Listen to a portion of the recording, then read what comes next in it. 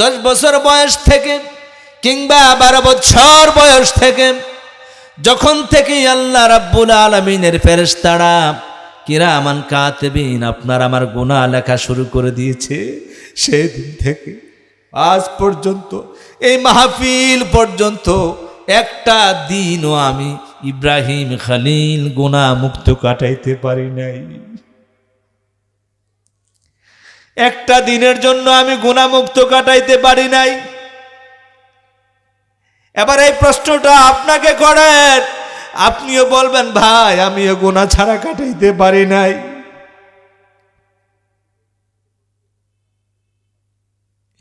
জীবনের প্রতিটি বছর, প্রতিটি মাস, প্রতিটি সপ্তাহ, প্রতিটি দিন, প্রতি ঘন্টা, আমি বলি আমার ভাষায় প্রতিটা মুহূর্তে মুহূর্তেই আমরা গুনাহ করেছি, ঠিক কিনা জোরে কর। তাই তো আমার প্যারা নবী বলেছেন কুল্লু বানি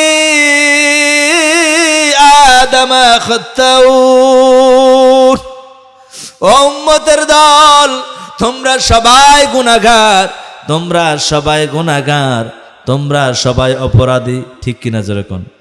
আমরা সবাই অপরাধী। নবীজি বলেছেন ওয়া খায়রুল খাত্তাইনা তাওয়াবিন, তবে ওই গুনাহগার সবচেয়ে ভালো গুনাহগার যে গুনাহগার জীবন ভর গুনাহ করে আল্লাহর আদালতে 2 ফোঁটা চোখের পানি দিয়ে কান্না করে। আমার ভাইরা, আমার কোনো ইলম নাই, আমার বলার যোগ্যতা নাই।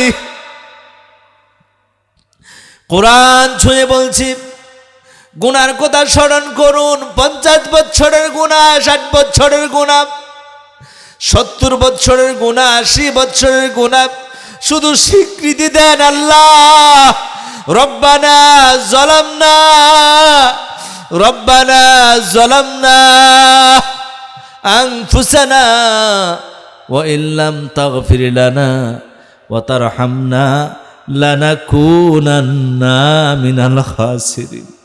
প্রভু হে, আমি আমার নফসের উপর জুলুম করেছি, অন্যায় করেছি, আমি আমার নফসের উপর জুলুম করেছি, আমি নিজের ইচ্ছায় সুদ খেয়েছি, আমি নিজের ইচ্ছায় ঘুষ খেয়েছি, নিজের ইচ্ছায় জানা করেছি, ব্যভিচার করেছি, মিথ্যা বলেছি, অন্যায় করেছি। ওয়াইল্লাম তাগফির লানা, তুমি যদি আমারে ক্ষমা না করো, তুমি যদি আমারে মাফ না করো আল্লাহ, আমি ছাড়া তোমার তো আরো কোটি কোটি বান্দা আছে মালিক, কিন্তু আমি তো এমন এতিম অসহায়, তুমি আল্লাহ ছাড়া তো আমার আর কোনো দয়াল নাই। এই চিন্তা লালন করে যদি বলেন ওয়া ইল্লাম তাগফির লানা মালিক,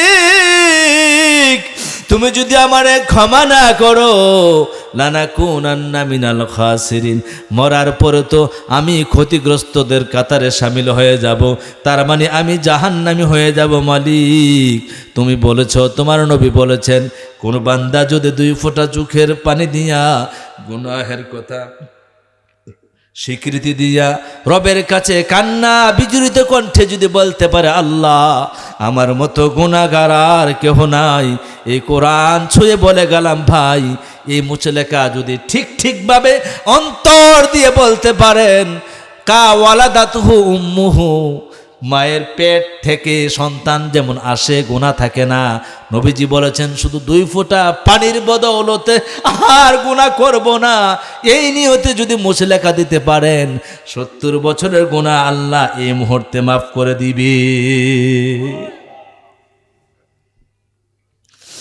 এজন্য আমার ভাইয়েরা, আমার বন্ধুরা, মনটা নরম করা লাগবে, মনটাকে ছোট করতে হবে, আর নিজেকে অপরাধী মনে করতে হবে আমার ভাইয়েরা। কারণ এখানে ওয়াজ দিয়ে আপনাদের মনকে আমি সন্তুষ্টি করতে পারবো না, কারণ আমি আপনাদের হাতে বেড়ে ওঠা ইব্রাহিম। শুধু আপনাদের পায়ের পদচারণার ধুলা বালি মেখে আমি আমার আশীর্বাদ মনে করে গোটা দেশ ভ্রমণ করি। আমি আজকে ওয়াজ দিয়ে নয়, আমি আপনাদেরকে বিবেক নাড়া দেওয়ার জন্য আমি একটু বলতে চাই, আমরা শেষ পর্যন্ত আখিরে মোনাজাত করে 2 ফোঁটা পানি দিয়ে তওবা করতে পারবো তো ইনশাআল্লাহ? পারবো না ইনশাআল্লাহ? তাহলে মাহফিল সার্থক। আমার ভাইয়েরা, কুমিল্লা ক্যান্টনমেন্ট একটা মাহফিল করতেছিলাম, অতিথি ছিলেন একজন মেম্বার, বর্তমান রানিং মেম্বার কমিশনার। তিনি আমার একটু আলোচনা শুনতেছিলেন, এক পর্যায়ে মাঝে তিনি দাঁড়িয়ে গেলেন, দাঁড়িয়ে বললেন, হুজুর আমি ওয়াদা করলাম আমি বাকি জীবনে আর গুনাহ করব না। আমি বললাম, আপনি কি কি গুনাহ করেছেন? বলে, আমি সমানে সুদ খেতাম, সমানে ঘুষ খেতাম, সমানে আমি বোতলও খাইতাম, জনগণের উপর আমি ত্রাস সৃষ্টি করতাম। হুজুর গো, জীবনের সিংহভাগ সময় চলে গেছে, আমি আপনার হাতে হাত রেখে আমি তওবা করলাম, বাকি জীবনে মেম্বারি করব, কমিশনারগিরি করব বটে, আর জীবনে গুনাহ করব না। সুবহানাল্লাহ বলবেন না? মাহফিলের সার্থকতা এখানেই। সবাই হেদায়েত হবে বিষয়টা এমন নয়। এই মাহফিল থেকে যদি একটা মানুষ চোখের পানি ফেলতে পারেন রে বাবা, আল্লাহর কালাম সাক্ষী, আপনার চোখের পানির বদৌলতে গোটা এলাকা, গোটা মহল্লার গুনাহগুলো মাফ করে দিবেন কে? আরো জোরে বলেন, একটুখানি জিকির করেন লা ইলাহা।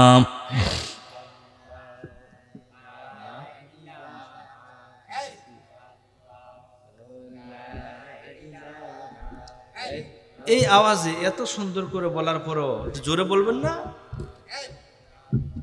জোরে লা ইলাহা।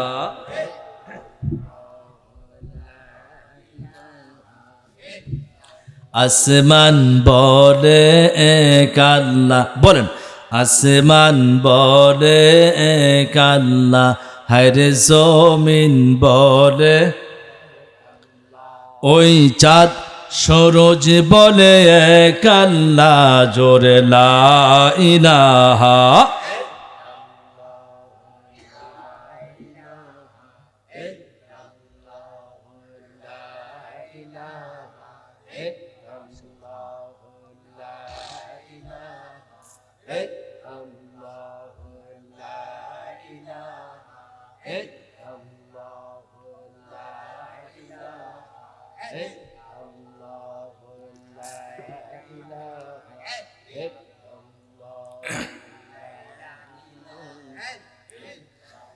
পাখির কুহু গানে ঢেউয়ের কলতানে,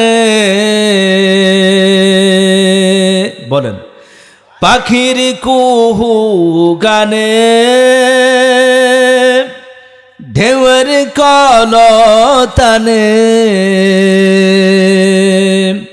ওই নামেরই নূর দেখা যায়, ওই নামেরই নূর দেখা যায়, হলে পাগল পারা, জোরে লা ইলাহা।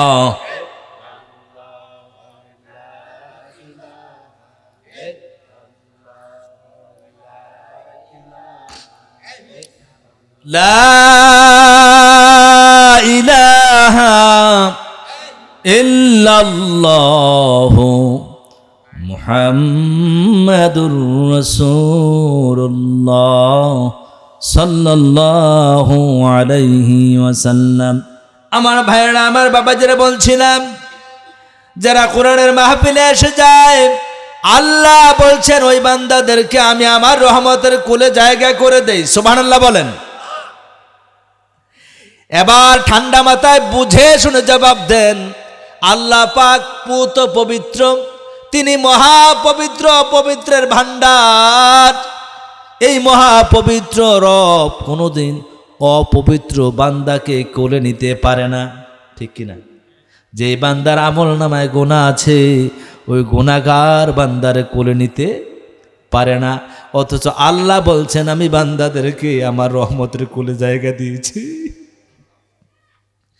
কিতাবের নাম মুসনাদে আহমদ, দ্বিতীয় খণ্ডের 622 পৃষ্ঠার 18 লাইন পর আবু দারদা রাদিয়াল্লাহু তাআলা আনহু হাদিসের রাবি তিনি বলছেন, মদিনাওয়ালা নবী বলেন, যারা কোরআনের আয়োজনে, কোরআনের বাগানে কোরআন শোনার জন্যে আল ইলমু বিত্তাআল্লুম, আলেম থেকে উস্তাদ থেকে সরাসরি জ্ঞান হাসিল করে, এই হাসিল করার জন্যে যারা কোরআনের মজলিসে বসে যায়, বসার সাথে সাথে 3.5 হাত দেহের গুনাহ আল্লাহ পাক সঙ্গে সঙ্গে ক্ষমা করে দেয়। হাদিসটার মান সহি আমার বাবারা। এই বসার কারণে আল্লাহ পাক তোমার আমার গুনাহ ক্ষমা করে দিল। হাদিসের দ্বিতীয় অংশ বলা হয়েছে, যেই ব্যক্তিগুলো আসলো তাদের গুনাহ মাফ করে দিলেন কে? আরো জোরে বলেন।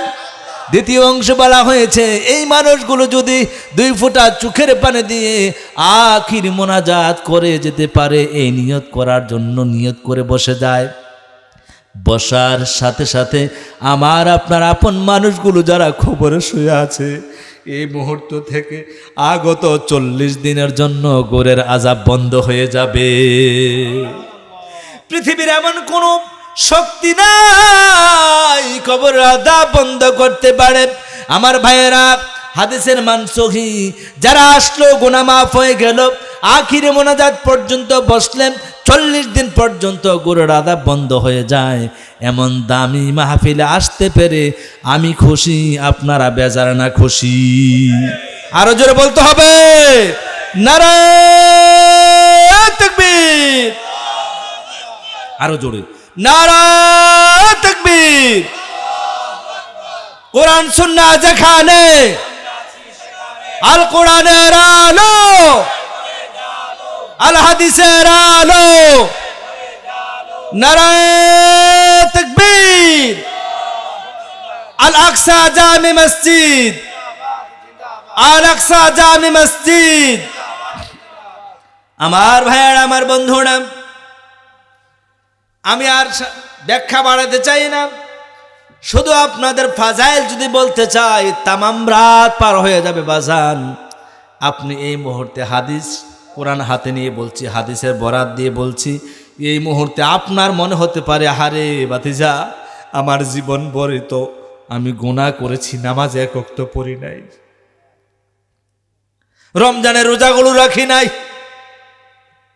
কোটি কোটি টাকা সুদ খেয়েছি, লাখ লাখ টাকা ঘুষ দিয়েছি, দিনটা শুরু করেছি মিথ্যা দিয়ে, দিনটা শেষও করেছি মিথ্যা দিয়ে। বাদান রে, এমনি না আমার সামনে তুমি, তোমার সামনে আমারে বালা দেখছো, আসলে আমি এত বালা না।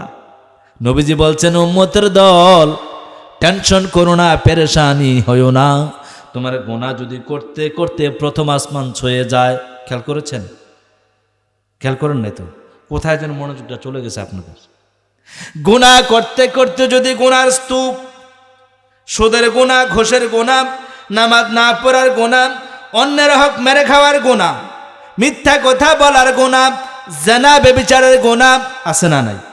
এইভাবে গুনাহ করে করে যদি আকাশ পর্যন্ত গুনার স্তর হয়ে যায়, গুনার পরিমাণ হয়ে যায়, আল্লাহ বলেন, বান্দারে, শুধু আমি এই কোরআনের ইজ্জতে, আমার নবীর খাতিরে এই আসমান ভর্তি গুনাহ মুহূর্তের মধ্যে ক্ষমা করে দেই। এজন্য গভীর মনোযোগ আমার ভাইয়ারা, এই মাহফিলটাকে অন্যান্য মাহফিলের মতো মনে করা যাবে না। বেলা আমার ভাতিজা, আমার ভাই, আমার চাচা কথা বলে না, আমি কথা বলবো কোত্থেকে? জোরে বলেন, কোত্থেকে? মান ক্বালা বিহি সাদাকা। এই কোরআনে মিথ্যা আছে? এই কোরআন দিয়ে যারা কথা বলে, নবীজি বলছেন তারা সত্য কথা বলে। ওয়া মান আমিলা বিহি উজিরা। আহা, নবীজি বলছেন কিয়ামতের দিন, মুসিবতের সময় এই কোরআন দিয়ে যারা আমল করবে, এই কোরআন দিয়ে যারা কথা বলবে, আল্লাহ পাক নিজের নূরময় হস্ত মোবারক দ্বারা বান্দাকে হাত দ্বারা হাতে পুরস্কার করবে।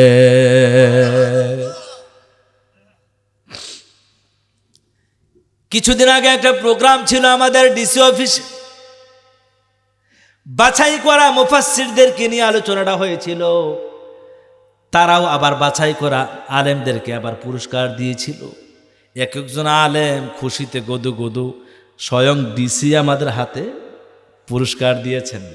আমার ভাইয়েরা, ডিসির থেকে আমার রবের দয়া কম না বেশি? আরো জোরে বলেন। আমার ভাইয়েরা, পৃথিবীতে কত লক্ষ কোটি ডিসি আছে, সেই ডিসিদেরও রব আমার আল্লাহ। এই পৃথিবীতে হাজার হাজার নেতা নেত্রী আছে, সবার রব হলেন আমার আল্লাহ। রসুল বলেছেন, ওমান আমেলা বিহি উজিরা, এ কোরআন দিয়ে যারা আমল করবে, কিয়ামতের দিন মুসিবতের সময় আল্লাহ নিজের হাতে বান্দাকে পুরস্কার দান করবে। ওয়ামান হাকামা বিহি আদালা, কি চমৎকার শব্দ চয়ন নবী বলেন আমার।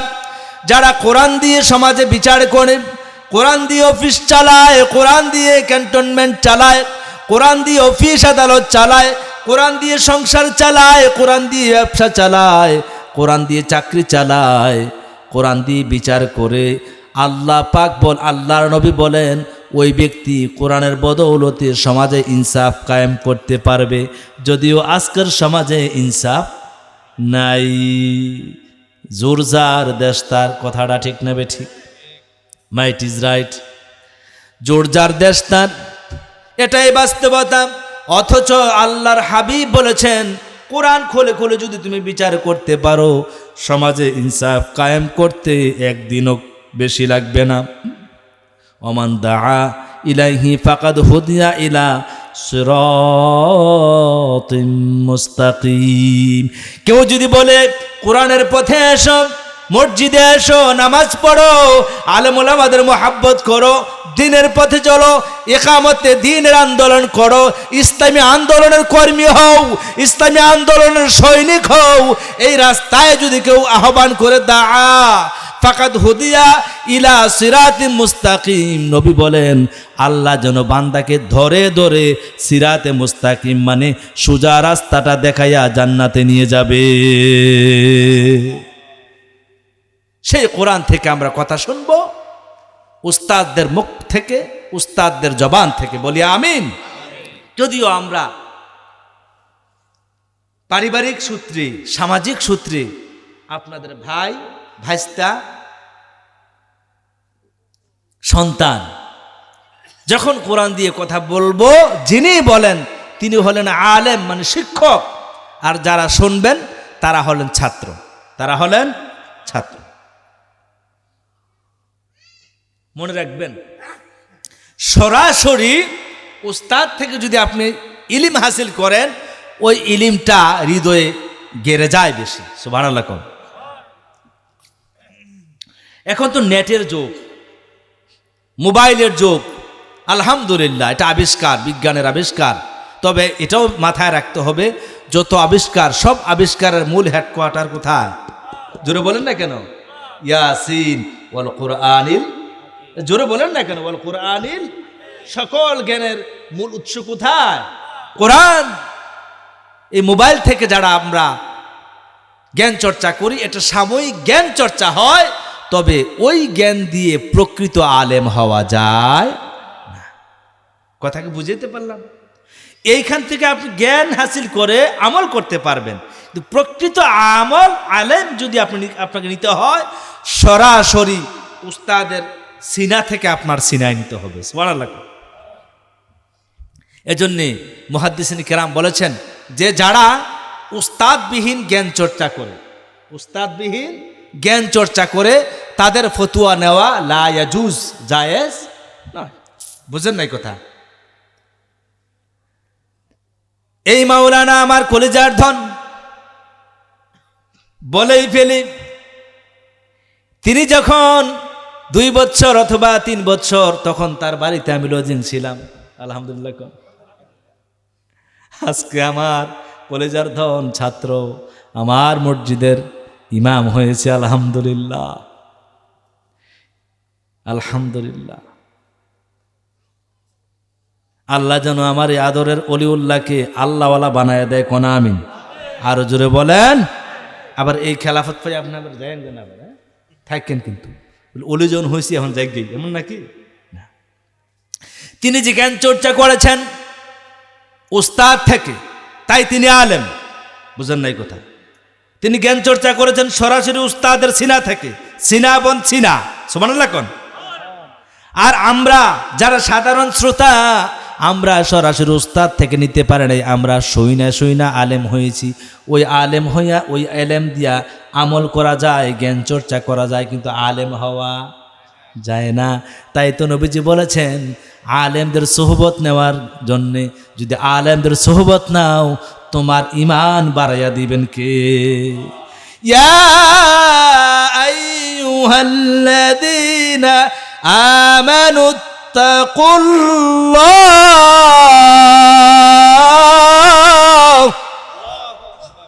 আল্লাহ দয়ার কণ্ঠ দিয়া বলছেন, ও আমার আদরের ইমানদার বান্দারা, তোমরা শোনো শোনো, ইত্তাকুল্লাহ, আমি আল্লাহকে ভয় করো, ভয় করার মতোই ভয় করো।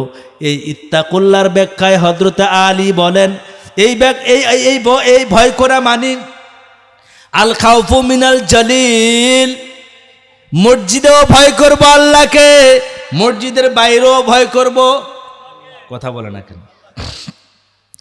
দিনের বেলা ভয় করব আল্লাহকে, রাতের বেলা ভয় করব আল্লাহকে, ওজনে সঠিক ওজনে মাপার সময় ভয় করব আল্লাহকে, অফিস আদালতে আমি চাকরি করার সময় ভয় করব আল্লাহকে, ক্ষেত খামারে ফসল বুনন করার সময় স্মরণ করব, ভয় করব আল্লাহকে। জমিনের আইল যখন আমরা এইভাবে বানাই না, চাষ দেওয়ার পরে আইলগুলো বানাই, এই আইল কুবানের সময় ভয় করব কাকে? ইত্তাকুল্লাহ আল খাউফু মিনাল জালিল, সদা সর্বদা আল্লাহকে ভয় করা। ওয়াল কিনাতু বিল কালিল, অল্প পাইলে সন্তুষ্টি থাকা। সুবহানাল্লাহ বলেন। হযরত আলী বলেন, ওয়াল ইস্তিদাতু লিয়াউমির রাহিল, আখিরাতের উপর পূর্ণ বিশ্বাস রাখা। আমালু বিতানজিল, আল্লাহ পাক যা নাযিল করেছেন ওই অনুযায়ী আমল করা। খুব খেয়াল করেন, আল্লাহকে সর্বদা ভয় করা, আল্লাহকে সর্বদা ভয় করা, আল্লাহকে সর্বদা ভয় করা। আল্লাহ যা নাযিল করেছেন ওইটা দিয়ে আমল করা, আখিরাতকে বিশ্বাস করা। অল্প আছে, যা আছে তো আলহামদুলিল্লাহ, অল্পের মধ্যে সন্তুষ্ট থাকা। হযরত আলী বলেন, ফাহুয়াল মুত্তাকি, ওই লোকটা হচ্ছেন তাকওয়াশীল মুত্তাকি। যেরকম সুবহানাল্লাহ। খেয়াল করছেন? এই চারটা গুণ যাদের মধ্যে থাকবে তিনিই হলেন প্রকৃত মুত্তাকি। এরপর আল্লাহ বলেন, ওয়াকুনু মা'আস সাদিকিন।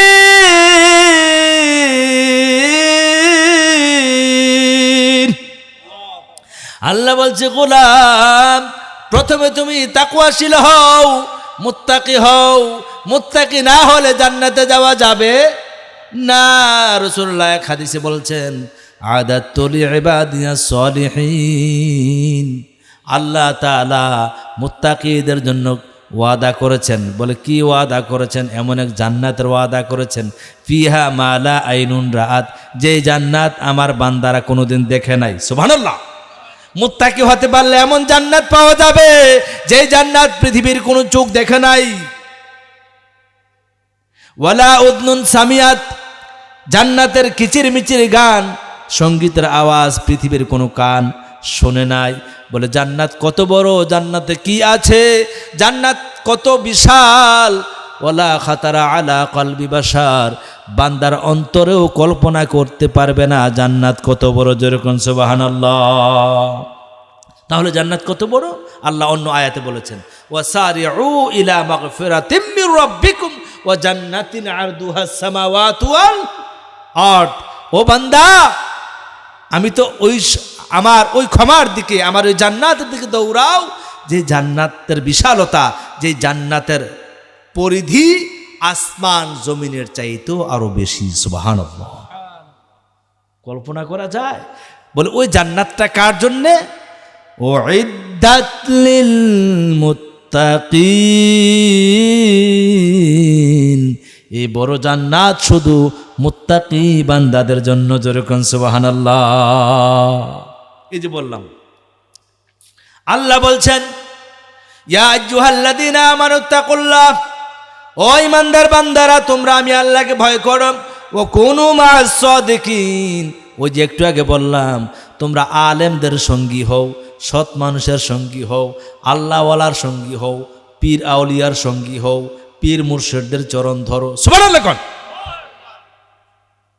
এই পৃথিবীতে কিছু মানুষ আছে বুঝাও ফতুয়া দেয়, না বুঝাও ফতুয়া দেয়, পীর মুরিদি হারাম। হ্যাঁ, এটা তোমার কাছে হারাম হতে পারে। পীর মানে উস্তাদ, পীর মানে শায়েখ, পীর মানে আমার গুরু। তো গুরু ছাড়া আমি বুঝবো কি করে? কথা কোন না। এই কথাগুলো যে বললাম, আপনারা যদি সাময়িকের জন্য আমার পীর না মানেন, আমার উস্তাদ না মানেন, তাহলে এলেমগুলো কোথা থেকে শুনতেন? সাহাবীদের কি চমৎকার আইডিয়া! নবীজি বলছেন, সাহাবীরা তোমরা দিন শোনার জন্যে, শরীয়ত জানার জন্যে আমাকে প্রশ্ন করো। সাহাবীরা বলছেন, না না না, আমরা প্রশ্ন করতে পারি না। তবে কেউ যদি প্রশ্ন করত, একজন যদি প্রশ্ন করত, তাহলে আমরা জবাবগুলো কান পেতে শুনে নিতাম। সুবহানাল্লাহ বলেন। ফাজাআ রাজুলুন ইনদা রাসূলিল্লাহি সাল্লাল্লাহু আলাইহি ওয়াসাল্লাম। এই কথা বলতে না বলতেই একজন যুবক, যাকে কেউ চেনে না, উস্কো খুস্কো চেহারা কিন্তু সুদর্শন, সুবহানাল্লাহ কোন, টকবগে যুবক, মানুষের সুরত ধরে আল্লাহর নবীর সামনে এসে হাজির। ফাজালাসা ইনদা রুকবাতিহি। ওই লোকটা এসে দাঁড়ালেন না, এসেই তিনি আদব রক্ষা করে আল্লাহর নবীর নূরময় হাঁটু মুবারকের সামনে বসে গেলেন। খেয়াল করতেছেন? বসে গেলেন। বসার পরে একজন আরেকজনের দিকে তাকায়, এ কি, ওনাকে চিনেন? বলে না। আপনি চিনেন? বলে না। আপনি চিনেন? বলে না। কেউ একজন আরেকজনকে জিজ্ঞেস করতেছে, অপরিচিত লোকটা যে নবীর কাছে আসছে, এই লোকটাকে আপনারা চিনেন কি না? কেউ বলে না না না। এদের মধ্যে একজনও বলল না যে আমরা চিনি, সবাই বলল যে আমরা তাকে চিনি না। অচেনা অজানা এক যুবক, গ্রাম্য এলাকার এক যুবক নবীর দরবারে এসে ছোট্ট করে একটি প্রশ্ন করলেন, মাল ইসলামু ইয়া রাসূলুল্লাহ। ওগো নবীজি, যে ইসলাম কবুল করে মুসলমান হওয়া যায়, এতদিন শুনেছি ইসলাম নাকি আল্লাহর মনোনীত ধর্ম। ইন্নাদ-দীনা ইনদাল্লাহিল ইসলাম, ঠিক নয় কি?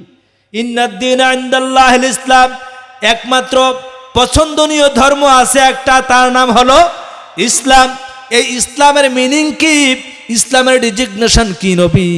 দয়া করে আমাদেরকে একটু বলে দেন। সুবহানাল্লাহ কোন। নবীজি বললেন, আনতা শাহাদু আল্লাহ ইলাহা ইল্লাল্লাহ। ও আগন্তুক আল্লাহর বান্দা, আপনি ঈমান সম্পর্কে, ইসলাম সম্পর্কে জানতে চেয়েছেন। ইসলাম হলো লা তুশরিক বিল্লাহ, আল্লাহর সাথে কাউকে শরিক করা যাবে না, এর নাম হলো ইসলাম। 2 রাকাত নামাজ আপনার কম হতে পারে, রমজানের রোজা আপনার 5টা 10টা কম হতে পারে, আপনি সত্য কথা খুব বেশি বলতে পারেন নাই, হতে পারে, সুদ খেয়েছেন হতে পারে, ঘুষ খেয়েছেন হতে পারে, কিন্তু আপনার আমলনামায় যদি শিরিকের গুনাহ না থাকে, আমার বাজান, আমার নবী বলেছেন, আমার আল্লাহ বলেছেন, এই শিরিক গুনাহ না থাকলে এই গুনাহগুলো কোনো না কোনো একদিন ক্ষমা করে জান্নাতে আল্লাহ পাক নিয়ে যাবে। খুব খেয়াল করেন। নবীজি বললেন, লা তুশরিক বিল্লাহ।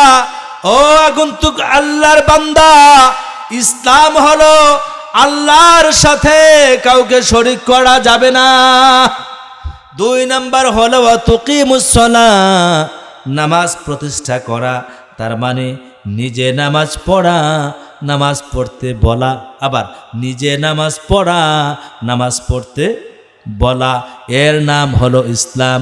ওয়া তাসুমু রমাদান, রমজানের রোজা পালন করা, তার নাম হলো ইসলাম।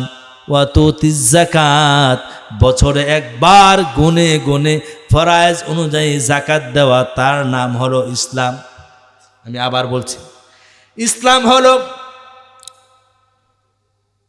হলো লা তুশরিক বিল্লাহ, আল্লাহর সাথে কাউকে শরিক করা যাবে না, তার নাম ইসলাম।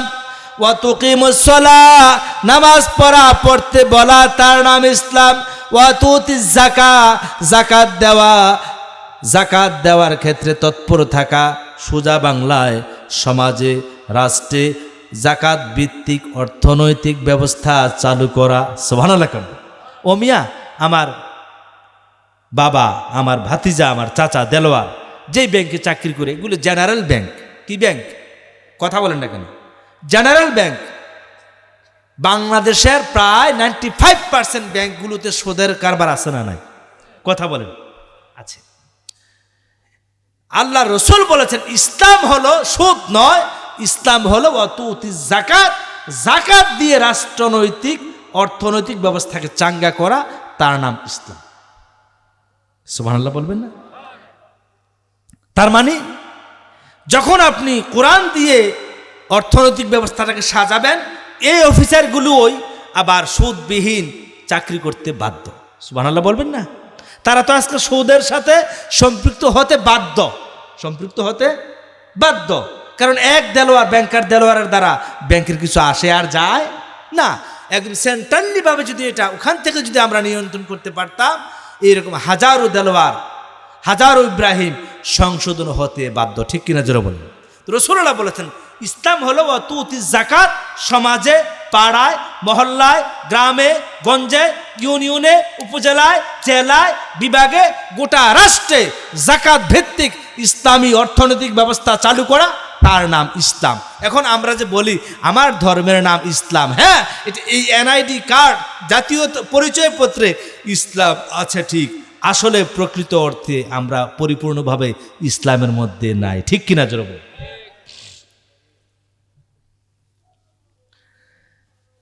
প্রশ্নগুলোর জবাব দেওয়ার পরে ওই যে যুবকটা আসলো নবীর দরবারে, খেয়াল আসেনি আপনাদের? নবীজিকে বললেন সাদাকতা ইয়া রাসূলুল্লাহ, নবীজি আপনি যা যা বলছেন, আল্লাহর সাথে শরীক না করা তার নাম ইসলাম, নামাজ পড়া, পড়তে বলা তার নাম ইসলাম, যাকাত দেওয়া তার নাম ইসলাম, রমজানের রোজা রাখা তার নাম ইসলাম। সাদাকতা ইয়া রাসূলুল্লাহ, নবীজি আপনি যা বলেছেন 16 আনা সত্য বলেছেন।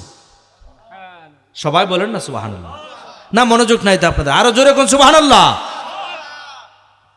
এই যুবকটাকে কি বাকিরা চিনে? কেউ চিনে? কিন্তু অচেনা এক যুবক এমন এক প্রশ্ন করলেন, নবীজি পটপট করে উত্তর দিয়ে দিলেন। সবাই একদম চোখগুলো বড় বড় করে তাকায়, কি সর্বনাশ, কি আশ্চর্য ব্যাপার! এমন এক যুবক, তাকে চিনিও না, তার পরিচয় জানা নাই, এমন এক অজানা যুবক এসে এমন এক প্রশ্ন করলো, যে প্রশ্ন করার কারণে নবীজি কি সুন্দর করে জবাব দিয়ে দিলেন। এই প্রশ্নগুলো যেন আমাদেরই ছিল। সুবহানাল্লাহ, বুঝেন না এই কথাটা? এরপরে নবীজিকে বললেন আসেন, ওয়ালাইকুম আসসালাম, আসেন, নারায়ে তাকবীর। আরো আসতে কোন, আমরা এত ডরান কে রে মিয়া? নারায়ে তাকবীর। জনাব মোহাম্মদ তুফাইল সাহেবের আগমন, আলহাজ মোহাম্মদ তুফাইল আহমেদ সাহেবের আগমন। জামাই দেখে পছন্দ না নাকি? জি দিয়ালাও নহন, গাটটা মোড় হয়ে গেছে গা। আল্লাহ তাআলা যেন আমার এই জামাইকে, আমার এই ভগ্নিপতিকে দ্বীনের জন্য, কোরআনের জন্য কবুল করে সকলে বলি আমিন। আরো জোরে বলি আমিন। ও মিয়া, জ্ঞানী লোকের কদর না করলে, খুব খেয়াল, জ্ঞানী লোকের কদর না করলে এই সমাজে জ্ঞানী আর জন্ম নেয় না। কথা বোঝেন নাই? আপনারা যদি আমাকে কদর করেন, পরবর্তী প্রজন্মে আরো জ্ঞানী তৈরি হবে। আর আমাকে দিয়ে যদি আপনার জ্বলে, মনে আছে না কিছু হিংসা আছে না? আমার ছেলে আগাই গেছে, আমার বাবা আগাই গেছে, আমার ভাই আগাই গেছে, আরেকজনের জ্বলে, এমন জ্বলের না মুসল্লি সমাজে আছে না নাই? হ্যাঁ, মাশাআল্লাহ আছে। আমার বাবাজি না, আগন্তুক যুবক 2 নম্বর প্রশ্ন শুরু করলেন, মাল ঈমানু ইয়া রাসূলুল্লাহ। ওগো নবীজি, ইসলামের ব্যাখ্যা জানতে পারলাম, এবার দয়া করে বলুন ঈমান কারে বলে? সুবহানাল্লাহ কোন? সংক্ষেপে বলছি, নবীজি বলছেন আনতুমিনা বিল্লাহি ওয়া মালাইকাতিহি ওয়া কিতাবিহি ওয়া রুসুলিহি ওয়াল ইয়াউমিল আখিরি ওয়াল কদরি খাইরিহি ওয়া শাররিহি মিনাল্লাহি তাআলা ওয়াল বা'সি বা'দাল মাউত। চিল্লাকুন সুবহানাল্লাহ। আমার ইমাম সাহেবদেরকে একটু জায়গা করে দিবেন, জায়গা না থাকলে সামনে আদবের সাথে বসতে বলবেন। আমরা আমাদের ইমামদের সম্মানে, যারা, খুব খেয়াল, কেউ যাবেন না, যেই লোকগুলো আমাদের এলাকার অতন্দ্র প্রহরী, ঠিক নয় কি? ঠিক নয় কি? যে ইমামগুলো আমার এলাকার অতন্দ্র প্রহরী, আপনি ঘুমান, আমার ইমাম ও খতিব তিনি ঘুম থেকে জাগ্রত হয়ে মসজিদের মাইকটা ধরেই বলে আল্লাহু আকবার, আল্লাহু আকবার, আসসালাতু খায়রুম মিনান নাওম, বলে কি বলে না? মরার পরে, এটা আমি আমার ইমামতের জায়গা থেকে বলছি। আজকে আমার ইমামতের বয়স, খুতবা দেওয়ার বয়স প্রায় 26 বছর, আলহামদুলিল্লাহ। কোন সেই 98 থেকে শুরু করেছি। তোমাদের বাড়ির মসজিদ থেকে আমার ইমামতে শুরু, এই জিজ্ঞাসা করেন। আমি তুমি ঘুরে বলছি, আমার যেহেতু ছাত্র মানুষ, 98 থেকে আমার ইমামতে শুরু। সেজন্য বলছি ইমামরা হচ্ছে প্রকৃত দেশপ্রেমিক। বেচারা ছুটিতে যায়, সভাপতি ফোন দেয়, কয় ওই তো দক্ষিণ পাড়া আসমত আলী মারা গেছে, ইমামের ছড়িও শেষ, গোমও শেষ, আবার দৌড়, ঠিক না বে ঠিক? তো তারাই তো অতন্ত্র প্রহরী। আমি কথাটা কেন বলছি, আজকে খুব কিছু হয়েছি। হ্যাঁ, আমার অলিউল্লাহকে ধন্যবাদ জানাই, তার সুন্দর চিন্তায় গ্রামের সকল ইমামদেরকে, এলাকার সকল ইমামদেরকে একসাথ করার একটা সুন্দর ব্যবস্থাপনা করেছেন। আল্লাহ তাআলা যেন আমার এই এলাকার প্রত্যেকটা ইমামকে দ্বীনের জন্য কবুল করে, বলি আমিন। তাদের জন্য মন খোলে একটা স্লোগান হবে, নারায়ে তাকবীর। না হইল না, জোরে আরম্ভ কন্যা করে, নারায়ে তাকবীর, নারায়ে তাকবীর। মাশাআল্লাহ, আল্লাহ কবুল করুক, মঞ্জুর করুক। আল্লাহ ইমামদের শান ও মান বাড়িয়ে দিক, তাদের বেতন বাড়ায় দিক, জোরে কোন আমিন। আমার ভাইয়েরা, আমার বাবাজিরা, নবীজিকে প্রশ্ন করলেন, মাল ঈমানু ইয়া রাসূলুল্লাহ, এখন নবীজি ঈমান কারে বলে বলেন? নবীজি বললেন, আন তু'মিনা বিল্লাহ, ঈমানের প্রথম মিনিং হলো আল্লাহর প্রতি অবিচল আস্থা এবং বিশ্বাস। ও মিয়া, যে রবের এই পর্যন্ত দেখি নাই, অতীতেও কেউ দেখে নাই, এমনকি নবী রাসূলরাও আমার রবকে দেখে নাই, এখনও দেখা যায় না, ভবিষ্যতেও দেখার সম্ভাবনা নাই। এমন এক না দেখা স্রষ্টাকে যারা বিশ্বাস করে তারাই হলো প্রকৃত মোমেন। রাসূলুল্লাহ বলছেন, আনতু উমিনা বিল্লাহ, যারা আল্লাহকে না দেখে বিশ্বাস করে, এটার নাম হলো ঈমান। চিল্লায় কোন সুবহানাল্লাহ। আল্লাহ রাব্বুল আলামিন গোটা বিশ্বটাকে পরিচালনা করার জন্যে রাব্বুল আলামিন একজন নয়, দুইজন নয়, কোটি কোটি অগণিত ফেরেশতা তৈরি করেছেন, যাদেরকে আমরা দেখি নাই, ঠিক কিনা জোরে করুন? এখনো দেখা যাচ্ছে না, যদিও হাফাতহুমুল মালায়েকা, হাদিস বলছি, হাদিসের মান সহি। রাসূলুল্লাহ বলেছেন, কোরআনের চর্চা হলেই এই চতুর্দিক থেকে নূরের ফেরেশতারা এসে দাঁড়িয়ে যায়। সুবহানাল্লাহ। কোন প্রোটেকশন, প্রোটোকল, সিকিউরিটি, অভিবাদন দেওয়ার জন্য হাফাতহুমুল মালায়েকা, আসমান থেকে সরাসরি, এই দুনিয়ার ফেরেশতারা নয়, ভিআইপি ফেরেশতারা এসে আপনার পাশে দাঁড়িয়ে তারা আপনার নিরাপত্তার জন্য তারা দায়িত্ব পালন করে। চিল্লায় এখন সুবহানাল্লাহ। এই ফেরেশতাদের প্রতি বিশ্বাস আছে না নাই? জোরে বলতে হবে, আছে কি না? আছে। ওয়া রুসুল ওয়া কিতাবিহি, একটা দুইটা নয়, 104 খানা ছোট বড় মিলে আসমানে কিতাব নাজিল হয়েছে। প্রিয় ভাইয়েরা, সহিফা সহ তাওরাত, জাবুর ও ইনজিল আমার হৃদয়ের সিনায়, আমার হৃদয়ের মণিমুক্তা, হৃদয়ের মধ্য মণিতে যার জায়গা আল কোরআন, এই কিতাবগুলোর প্রতি বিশ্বাস আছে না নাই? রাসূলুল্লাহ বলেছেন, এই কিতাবগুলোর প্রতি বিশ্বাস করার নাম হলো ঈমান। এরপরে বলেছেন, ওয়া রুসুলিহি, একজন দুইজন নয়, লাখেরও বেশি নবী এবং রসুল দুনিয়াতে এসেছেন। আদম থেকে ঈসা, ঈসা থেকে মুহাম্মদ সাল্লাল্লাহু আলাইহি ওয়াসাল্লাম পর্যন্ত এই যে নবী রসুল এসেছেন, তাদের প্রতি আমাদের ইয়াকিন, আকীদা, বিশ্বাস আছে না নাই? রাসূলুল্লাহ বলছেন, এর নাম ঈমান। জোরে কোন সুবহানাল্লাহ। এরপরে বলেছেন, ওয়াল ইয়াউমিল আখির, মরে যাব, মরার পরে ঝাড় থেকে কয়েকটা বাঁশ কেটে ছাউনি দিয়ে মাটির বেড়ে দিয়ে আপনাকে কবরে রাখা হবে। এটাকে বলা হয় বরজখী জীবন। কবর থেকে কিয়ামত, কিয়ামতের পরে হাসর, হাসরের পরে ফুলসেরাত, ফুলসেরাতের পরে মিজান। সুবহানাল্লাহ। কোন এরপরে জান্নাত না হয় জাহান্নাম। এই যে সিস্টেমগুলো স্টেপ বাই স্টেপ, প্রত্যেকটা ধাপ তার মানে আখেরাতের ধাপ। এইগুলোর প্রতি বিশ্বাস আছে না নাই? এই দিক দিয়া নাই, আসেনি? হারুন কাকা বিশ্বাস আসেনি? আসেনি? আছে, আছে। জোরে কোন বিশ্বাস আছে তো ইনশাআল্লাহ। রাসূলুল্লাহ বলেছেন, ওয়াল ইয়াউমিল আখির, আখিরাতের প্রত্যেকটা ধাপকে বিশ্বাস করার নাম হলো ঈমান। ওয়াল কদরি খাইরিহি ওয়া শাররিহি, আমার বাজান, কপালের ভালো মন্দের প্রতি বিশ্বাস করার নাম হলো ঈমান। খেয়াল করেন, ক্ষেতের মধ্যে বেশি দান হইলেই আপনি ডুগডুগি বাজায়েন না।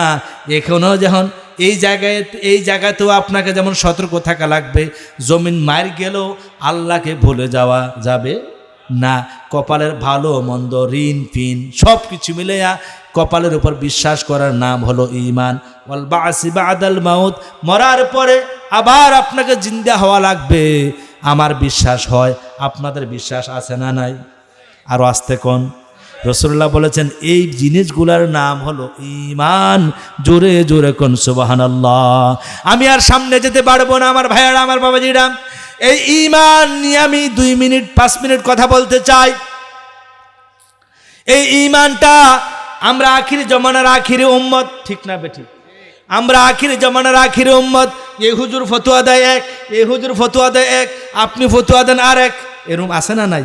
এইরকম বিভিন্ন ফিতনার সময়ে রাসূলুল্লাহ বলেছেন তোমার যদি এইরকম কঠিন মুহূর্ত এসে যায় তাহলে তুমি কি করবা ঈমান বাঁচানোর জন্য? রাসূলুল্লাহ বলেছেন আল ইতিসামু বিল কুরআনি ওয়াস সুন্নাহ। আর কারো কাছে যাওয়ার দরকার নাই, সোজা আল্লাহর কোরআনের কাছে যাও, আমি নবীর হাদিসের কাছে যাও।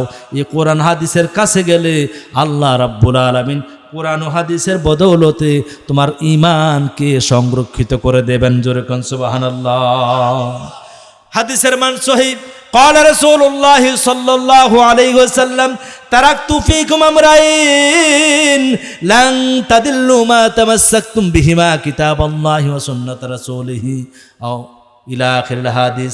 মদিনাওয়ালা নবী বলেন ও উম্মতের দল, আমি দুনিয়াতে থাকতে আসি নাই, আমি চলে যাব, আমি চলে যাচ্ছি, রিসেন্টলি চলে যাব। সুবহানাল্লাহ। নবীজি বলছেন তারাকতু ফিকুম আমরাইন, আমি তোমাদের ছেড়েই চলে যাচ্ছি, তবে আমরাইন দুইটা নিদর্শন, দুইটা নিয়ামত রেখে যাচ্ছি। সুবহানাল্লাহ। এই নিয়ামতগুলো যদি তোমরা ধরে রাখো, আলিঙ্গন করো, চুমু খাও, এইগুলো খুলে খুলে যদি পড়ো আর আমল করো, লান তাদিল্লু মা তামাসসাকতুম বিহিমা, তোমরা কোনোদিন আর পথহারা হবে না, তোমরা কোনোদিন আর গোমরাহি হবে না। জোরে কোন সুবহানাল্লাহ। সাহাবায়ে কেরাম দেখো কি কয়, রাসূলুল্লাহ চলে যাবে, দুইটা জিনিস রেখে যাচ্ছে, এই দুইটা জিনিস ধরলে নাকি গোমরাহি হবে না, নষ্ট হবে না। নবী গো এই দুইটা জিনিস কি? রাসূলুল্লাহ বললেন কিতাবুল্লাহ ওয়া সুন্নাত রাসূলিহি। চিল্লায়ে কোন সুবহানাল্লাহ। আমার নবী বলছেন ও সাহাবীর দল, এই দুইটা হলো আমার উপর নাজিল করা কোরআন আর আমার বলা হাদিস। এই কোরআন হাদিস যদি তোমরা ধরে রাখতে পারো, আমি নবী কথা দিয়ে যাই, আর যত তুফান আসুক না কেন, ঝড় আসুক না কেন, তোমাদের ঈমান নষ্ট হবে না। এরপরে আমার বাজান, এই আখিরি জমানায়, ফিতনার জমানায় ঈমানকে বাঁচানোর দরকার আছে না নাই? যদি বাঁচাইতে হয় তাহলে আদ-দাওয়ামু আলাল আমালিস সালিহা, ছোট্ট ছোট্ট হোক বাদান, ছোট্ট ছোট্ট আমল হোক, এইগুলো নিয়মিত করবেন। ইমাম সাহেবকে অনুরোধ করবেন হুজুর সালাম ফিরে আমারে 2 মিনিট সময় দিয়েন, তারপর মোনাজাত কইলেন। বুঝেন নাই কথা? সালাম ফিরানোর পর হুজুরকে অনুরোধ করবেন, হুজুর গো আপনি আমার জন্য 2 মিনিট সময় দেবেন। আমার আদরের ইব্রাহিম খলিল আহমাদি বলেছেন আদ-দাওয়ামু আলাল আমালিস সালিহা ক্বালা রাসূলুল্লাহ সাল্লাল্লাহু আলাইহি ওয়াসাল্লাম আহাব্বুল আমালি আতকামুহা ওয়া ইন কাল্লা। রাসূলুল্লাহ বলেছেন ছোট্ট ছোট্ট আমল যদি নিয়মিত করো, তোমার ঈমানকে সংরক্ষণ করবে কে? বলে ছোট্ট ছোট্ট আমল কি? সালাম ফিরালেন, সালাম ফিরিয়ে পড়বেন আল্লাহু আকবার, আস্তাগফিরুল্লাহ আস্তাগফিরুল্লাহ আস্তাগফিরুল্লাহ, আল্লাহুম্মা আনতাস সালাম ওয়া মিনকাস সালাম, তাবারাকতা ইয়া যাল জালালি ওয়াল ইকরাম, আল্লাহুম্মা আইন্না আলা যিকরিকা ওয়া শুকরিকা ওয়া হুসনি ইবাদাতিক, লা হাওলা ওয়ালা কুওয়াতা ইল্লা বিল্লাহ। পড়বেন সুবহানাল্লাহি ওয়া বিহামদিহি সুবহানাল্লাহিল আযীম, অথবা সুবহানাল্লাহ 33 বার, আলহামদুলিল্লাহ 33 বার, আল্লাহু আকবার 34 বার, অথবা পড়বেন আল্লাহু লা ইলাহা ইল্লা হুয়াল হাইয়ুল কাইয়্যুম। পড়েন না লা তাখুযুহু সিনাতুন ওয়ালা নাওম লাহু মা ফিস সামাওয়াতি ওয়া মা ফিল আরদ মান যাল্লাযী ইয়াশফা'ু ইনদাহু إلا بإذنه يعلم ما بين أيديهم وما خلفهم ولا يحيطون بشيء من علمه إلا بما شاء وسع كرسيه السماوات والأرض ولا يؤوده حفظهما وهو العلي العظيم জোরে বলি সুবহানাল্লাহ। আল্লাহর নবী বলছেন এইভাবে যদি ছোট্ট ছোট্ট আমলগুলো নিয়মিত করো, ছোট্ট ছোট্ট আমলগুলো নিয়মিত করো, এই যে ওজিফাগুলো পড়লাম 2 মিনিটের বেশি হবে না, ইমাম সাহেব থেকে চাইয়া নেবেন, হুজুর গো মোনাজাতটা একটু পরে কইরেন, 2টা মিনিট সময় দেন, আমরা সবাই মিলে ওজিফাগুলো করি।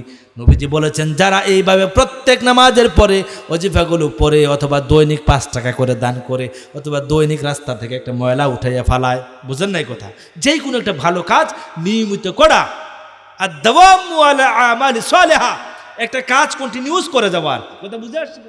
প্রত্যেকদিন খাই কি খাই না, আপনারা খান না বোধ খান না, 3 বেলা, আবার কোথাও রুটিন মাফিক সকালবেলায় চা নাস্তা, এরপরে দুপুরের খাবার, আবার বিকালবেলা চা নাস্তা, আবার রাত্রেবেলার খাবার, হয় কি হয় না? তুমি খাও নি এমনি তো সবাই তো খাই আমরা কম বেশ, তো খানাটার বেলা যদি খাইতাম পারি নামাজের পরে অধিবাটা খাইতাম পারতাম না, করে কথা কন না কা। রাসূলুল্লাহ বলেছেন আখিরি জমানায় ঈমান চলে যাওয়ার সম্ভাবনা থাকে, তাই এজন্য ছোট্ট ছোট্ট আমলগুলো যদি করো, আল্লাহর নবী বলেছেন তোমার ঈমানকে আল্লাহ তাআলা নিজে সংরক্ষণ করবেন। তাই তো নবীজি বলেছেন জাদ্দিদু ঈমানাকুম। ও সাহাবীরা বসে আছেন কেন, চলেন আমাদের ঈমানকে নতুন করে নেই। সাহাবায়ে কেরাম তো একদম বড় বড় চোখ দিয়া তাকায়, কয় কি ঈমান আবার নতুন করে কেমনে, ঈমান আবার নবায়ন করেন কেমনে? সাহাবারা প্রশ্ন করলেন কিলা ইয়া রাসূলুল্লাহ কাইফা নুজাদ্দিদু ঈমানানা, ওগো দয়াল নবীজি ঈমান নতুন করে কিভাবে? নবীজি বললেন ফাকসিরু কাউলি লা ইলাহা, জোরে লা ইলাহা, আরো জোরে লা ইলাহা, লা ইলাহা ইল্লাল্লাহু মুহাম্মাদুর রাসূলুল্লাহ সাল্লাল্লাহু আলাইহি ওয়াসাল্লাম। গভীর মনোযোগ নষ্ট করা যাবে না আমার বাজান, ঈমান সংরক্ষণ করার দরকার আছে না নাই? আরো জোরে বলেন আছে না নাই? রাসূলুল্লাহ বলেছেন ও দুনিয়ার উম্মতের দল, ঈমান এমন একটা জিনিস যেটা ধরা যায় না, ছোঁয়া যায় না, দেখা যায় না, অনুভব করার বিষয়। ঈমান আনয়ন করার পর এটা ধৈর্য রাখতে হয়। সুবহানাল্লাহ কোন, শুধু খালি বললেই চলবে না আমি ঈমানদার, আমার নাম ঈমান আলী, আমার শ্বশুরের নাম আব্দুল মোমেন, বোঝেন না কথাটা? এইরকম নাম দিয়ে হবে না যদি ঈমানটাকে আপনি সংরক্ষণ না করেন। নবীজি বলেছেন ঈমানকে সংরক্ষণ করার বড় ঔষধের নাম হলো আমার মাওলায়া পাকের জিকির। এজন্য আমার বাজান, আমার বাবারা, ঈমানকে নবায়ন করার জন্যে কিছু আরেকটা নিয়ম বলে দেই।